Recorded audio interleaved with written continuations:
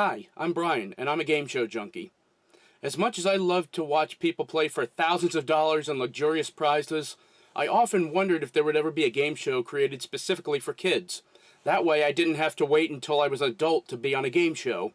30 years ago, Nickelodeon made my dream a reality by creating the first kids game show, Double Dare.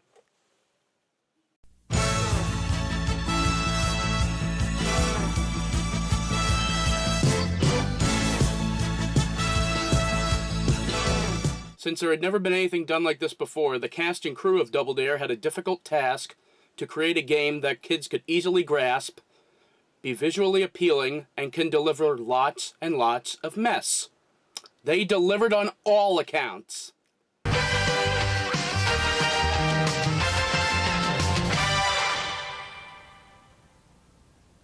Double Dare was a game consisting of two teams of 2 kids each. As soon as the show begins, there are already things happening. On your mark. Get set. Go! The teams compete in a toss-up stunt. The team who wins gets $20 in control of the game for round 1. The host asks a question. If the team doesn't know, they dare the other team for double the money. If the second team doesn't know, they can double dare them back for 4 times the money. At that point, the team has 2 options. Answer the question, or take the physical challenge. The initial question is worth $10, $20 on a dare, $40 for a double dare or physical challenge. If the team completed the challenge, they win $40. If not, the other team gets $40, and play continues. In round 2, the dollar values are doubled to $20 for a question, $40 for a dare, and $80 for a double dare or physical challenge. When time runs out, the team with the highest score wins, and goes to the Double Dare obstacle course where they can win up to 8 fabulous prizes. In 60 seconds, the team had to go through an obstacle, grab the flag at the end, then pass it to their partner who goes through the next obstacle. The obstacle was only considered completed if the flag was grabbed, which was doubly important on the 8th obstacle, which netted the team the grand prize. Way to go! Way to go! Nice job!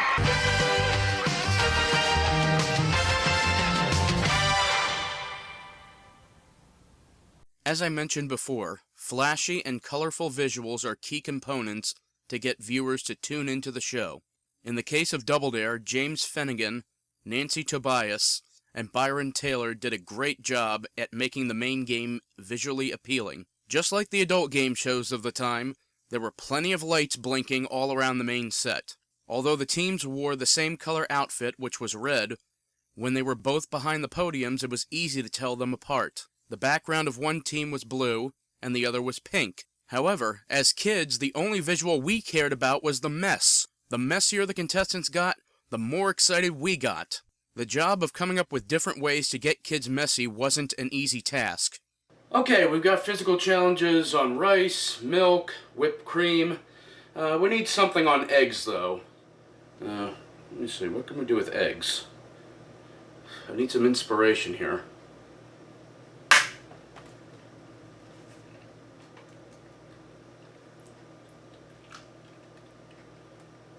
I think I've got it.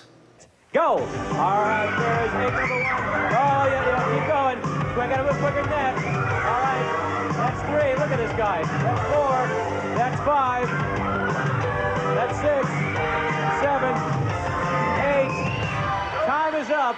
However, every challenge was tested thoroughly. Where do you come up with these physical challenges? Well, follow me. I'm going to take you right back here, show you the Double Dare Physical Challenge School where we come up with these things. Oh, here's Mr. Silverberg. Excuse me, Mr. Silverberg. Could you explain how we come up with these physical challenges? Dr. Caldwell, could you show the new egg break? We're working on this. It's really going to be terrific. Here, put your hands out here. Okay. All right, ready? Try that. Go ahead. Go. Once again. That's it. Wait a minute. Try it this way. Hold on. Go ahead. Oh, yeah. Very good. Thank you, Rob. That's terrific. We have this very new technique also. Dr. Ledoux, could you demonstrate the toothbrush toothpick? We're going to get at the gums. It's going to be really super. No. Keep working on it. Now, pull. Open wide. Open wide. No. Okay, hold on. Thank you. Now, this is my favorite. This is called the teething balloon break. Kids, you write in about this one. We've got Chris here. Okay, ready? Ready? No, pull up your head. Pull up your head. They don't always work. Thank you very much, Chris. We'll just get you two. So, Mark, it's a very accurate science where we say less isn't more, but mess is more. Thank you, thank you so much. The most important visual is the enlargement of the clock, which was at center stage. While watching the players accomplish the physical challenges, people at home could keep one eye on the action and one eye on the clock.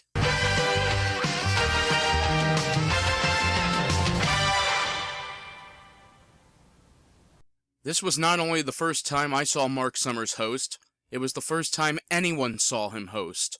Working on game shows behind the scenes for many years, Double Dare was Mark's first game show as a host. Mark is hands down the nicest host that ever lived. Not only did he run the game like a champ, he would also at times show kids the behind-the-scenes staff, showing that it's not just the people on camera, but also behind the camera where he started, that puts a television show together. Plus, as much as he obviously didn't want to, he would participate in some of the physical challenges and obstacles like a trooper. Even when Mark falls apart on set, he gets through it like it was planned that way. Oh, look at this. We have a little person here who is rowing, trying to get through these little monster islands there. Look at him. And look, if you turn around, he's got a little Double Dare thing on there. And it is Double Dare, so let's just put him right down there. Help me! There he goes, slowly but surely. And he doesn't want to sink. He's trying to get out. Well, there he goes. To heck with him. Anyway, dive in there. Help me! He's bobbing up and down. Grab the flag, pass it, and win this. Here he is again, folks. Trying to get out. Dive through, grab the flag. Are you all right, Mark? Okay. Well,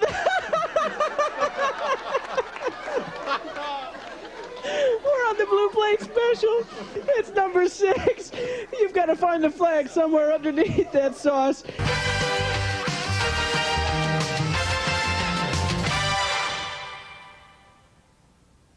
Ed Kalehoff is a musical genius. Ed was able to create a theme that's voted by many to be the greatest game show soundtrack of all time. Not only was the theme alone a rocking tune, but Ed extended it into 15, 20, and 30-second extras for the physical challenges, and a 60-second version for the obstacle course. You felt like you were running the course with the players because this clip of music made you feel like you were running a marathon. Take a listen and see if your heart rate doesn't jump a bit.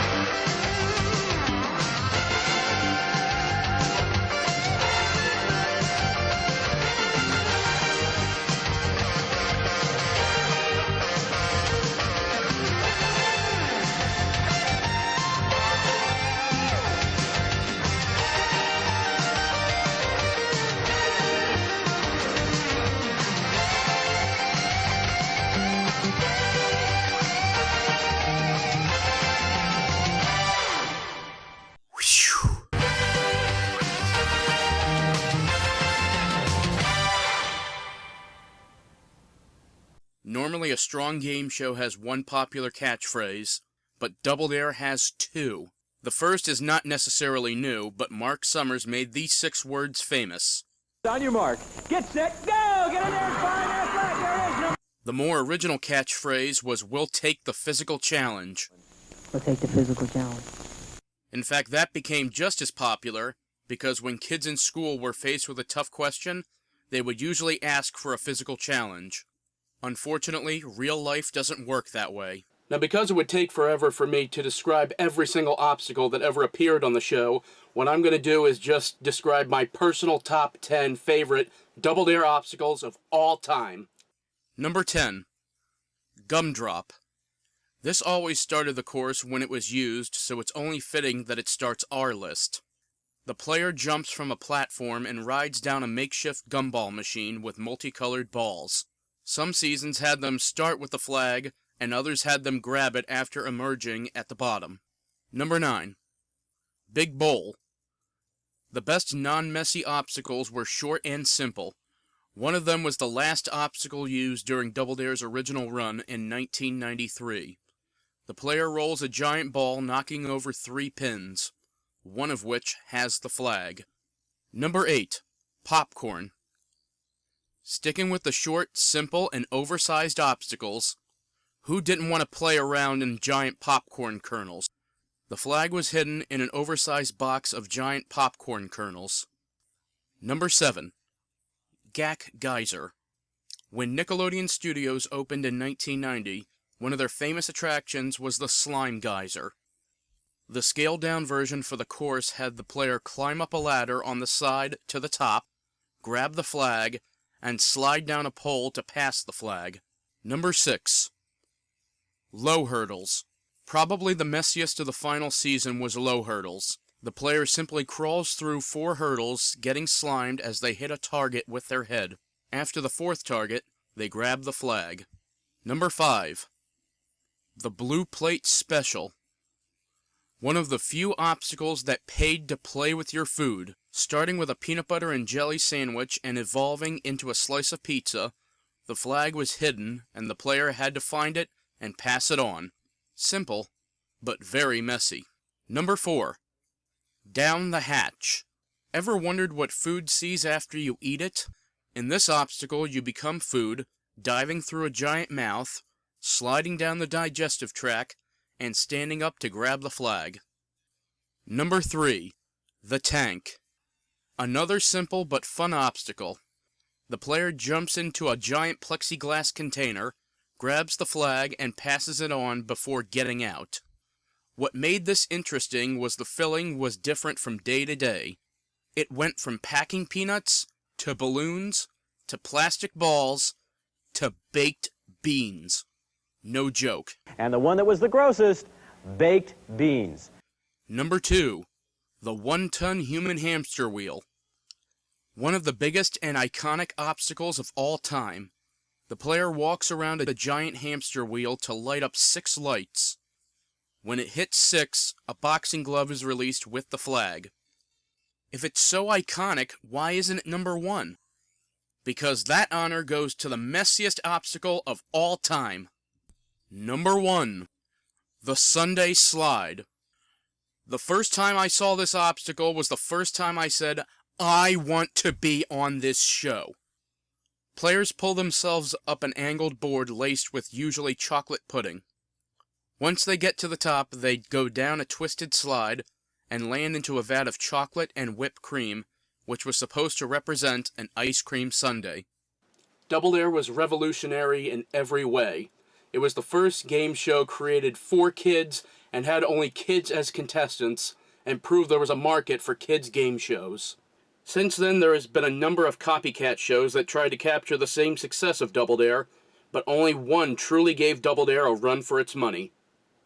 But that will have to wait for another day. Until then, I'm Brian, your game show junkie, saying, see you next time.